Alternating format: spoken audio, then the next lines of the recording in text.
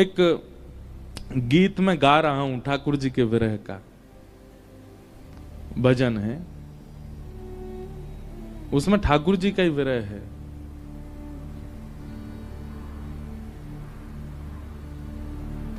हे उधो मेरो छूट गयो ब्रज धाम, ब्रज धाम उधो मेरो छूट गयो ब्रज धाम। गैया छूटी ग्वाला छूटे, छूट गए नंद बाबा। गैया छूटी ग्वाला छूटे, छूट गए नंद बाबा। यमुना छूटी कुंजन छूटे, छूट गई मेरी मैया। हे उधो मेरो छूट गयो ब्रज धाम। एक लिख रहे हैं पंक्ति ऐसी जिसमें ठाकुर जी का विरह है। कभी कभी हमको बहुत स्वार्थ लगता है, पता है हम मानव बहुत स्वार्थी हैं, अपने सारे दोष बता देंगे ठाकुर जी को, अपनी सारी पीड़ा बता देते हैं ठाकुर जी को। कभी ठाकुर जी से क्यों नहीं पूछते, आपको तो कोई पीड़ा नहीं, उनको पीड़ा नहीं होती, वो परमात्मा है। यही सोच में हम कभी नहीं पूछते ठाकुर जी से। द्वारिका में ठाकुर जी को बहुत सुख है, राजा धीराज हैं, सोने चांदी हीरे जवाहरात मणियों से सदा लदे रहते हैं। पर हम अपनी बात बताएं तो हम जब जब ठाकुर जी को देखते हैं, कल हम दर्शन नहीं कर पाए, नहीं तो हर दिन मैं दर्शन करने जाता हूं।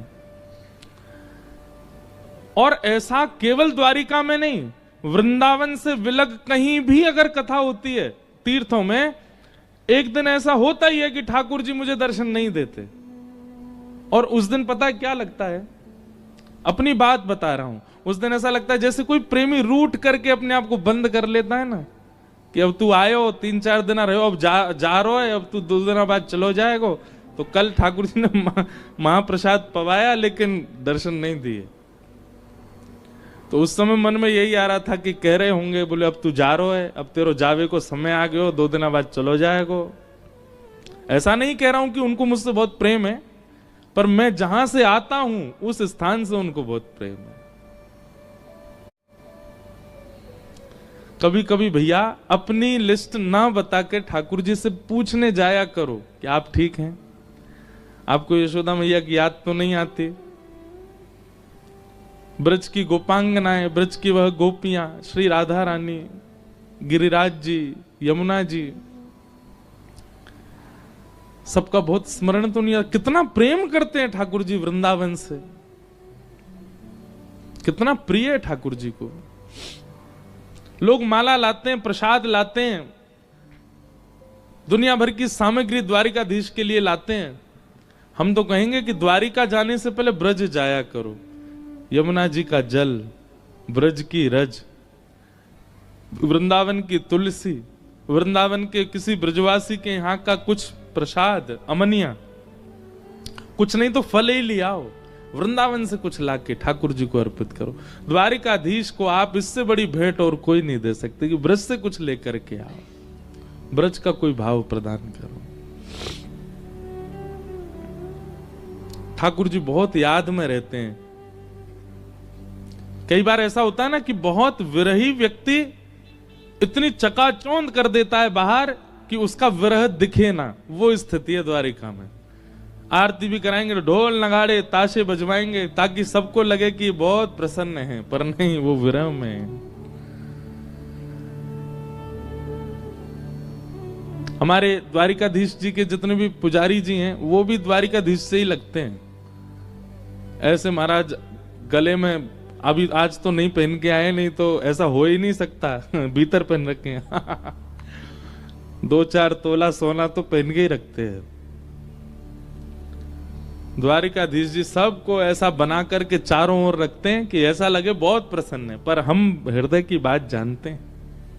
ठाकुर जी को ब्रज की बहुत याद आती है। और देखो द्वारिकाधीश जी का मुख कहां है पता है? समुद्र की ओर। क्यों? क्योंकि पीछे जहां ठाकुर जी की सराहना है वहीं सीधे ही ब्रज है, उससे मुंह फेर के खड़े। ब्रज की ओर देख भी नहीं रहे। क्यों? देखेंगे तो नेत्र सजल हो जाएंगे। उस दिशा में ही नहीं खड़े जहां ब्रज है। ये एक अंतरंग मन की बात है कि ठाकुर जी यहां विरह में है। इसलिए वृंदावन का कोई भाव ठाकुर जी को सुनाया कीजिए द्वारिका में। यहाँ द्वारिका के जो हमारे सब वैष्णव हैं वो रुक्मणी जी का पत्र सुनाते हैं ठाकुर जी को। अच्छा है, बहुत सुंदर पत्र है रुक्मणी जी का।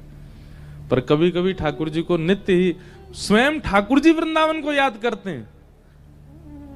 2 बार वंशी धारण करते हैं, श्रृंगार में और संध्या में 2 बार वंशी धारण करते हैं। राजा धीराज वृंदावन को याद करते हैं। उसी समय मुझे तो सौभाग्य मिला है 2 घंटे तक राजा धीराज के सामने बैठ के ब्रज के पद गाने का, ब्रज के भाव सुनाने का। तो ऐसे श्री ठाकुर जी यहां विराज रहे हैं। आपको पता होगा बंग जी ने जब, आपको नहीं पता होगा, इनको पता, जब इन्होंने कहा ना द्वारिका में कथा करनी है, एक बार मैंने मना किया। मैंने कहा वहीं कर लो, श्रीरंगम में कर लो, पुष्कर में कर लो, और भी बहुत जगहों के भाव आए। लोनावला में भी होने वाली थी, कहां के।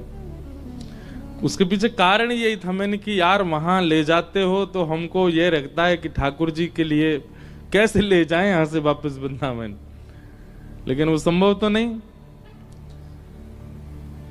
यहां आकर के ऐसा लगता है कि ठाकुर जी बहुत विरह में है, और हमको देख के ठाकुर जी कहीं वृंदावन की ओर याद ना करने लग जाते हैं। पर ठीक है, इसी बहाने उनको यह भी तो रहता है कि भले ही विरह होता है, कोई ब्रज से आता रहे, वृंदावन से आता रहे।